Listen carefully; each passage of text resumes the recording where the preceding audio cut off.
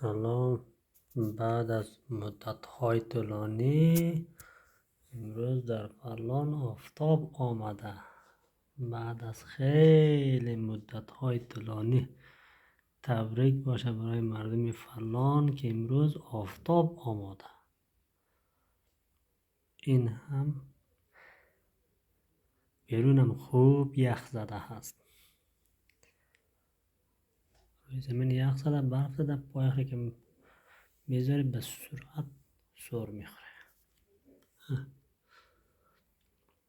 امروز آخرین روز سال 2023 هست. اینم آفتاب که در اینجا طلوع کرده. تبریک میگویم برای همگی که امروز آفتاب را میبیند. 6 ماه شب 6 ماه روز فقط اینجا وجود داره.